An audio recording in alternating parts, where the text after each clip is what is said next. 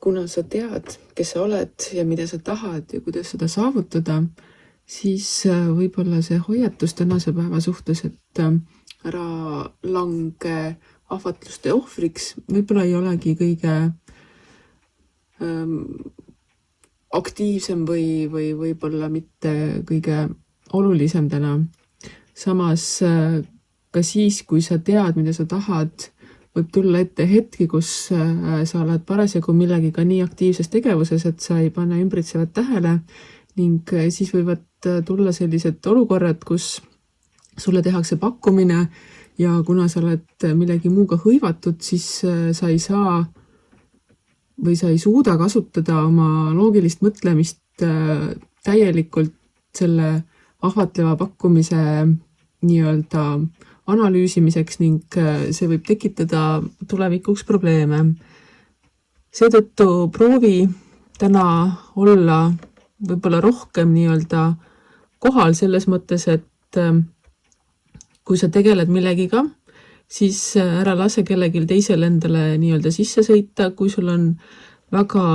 tähelepanu nõudev töö, siis lülita oma telefon välja või lasta olla vaikse peal, nii et sa ei saa sellest heidutatud või tähelepanu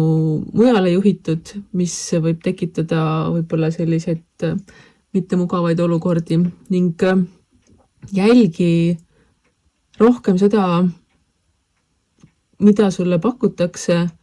või mis iganes sinu poole nii-öelda teel on. Ka selliseid asju, mida võib-olla mitte just konkreetselt inimesed ei paku, vaid mingisugused kas reklaamid või üleüldse sellised ootamatud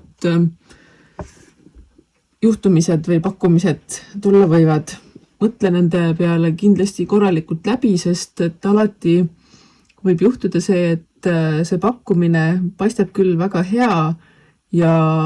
esmapilgul selline kindel ja turvaline, kuid hilisemal nii-öelda tagantjärgi tarkusena saad ikkagi aru, et sa oled võtnud endale kohustused, mis nii-öelda lähevad kaugemale, kui sa oled arvestanud. Et vaata siis kindlasti lepingut sellise näoga, sellise pilguga üle, et kas need on ikka sinu jaoks nii-öelda maksimaalselt sulle sobivad või tahavad sulle pakkuda midagi sellist,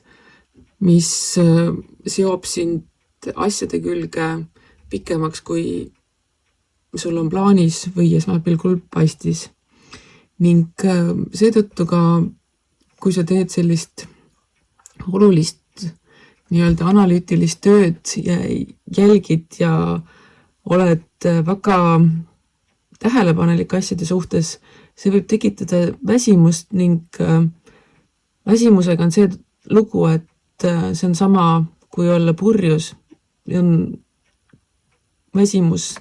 võtab väga palju sinu aju töövõimest maha ning kui sa ei pööra sellele väsimusele tähelepanu ning ei puhka, ei maga korralikult,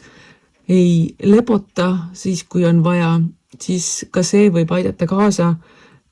tegemaks otsuseid, mis ei ole sinu parimaks süvanguks. Nii et igal juhul puhka, igal juhul jälgi seda, mida sulle pakutakse,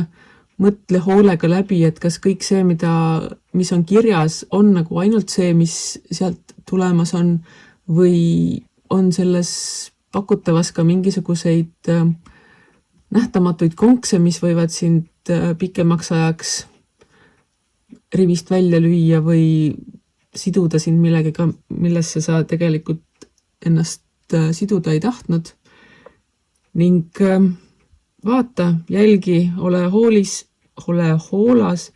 ning usalda elu.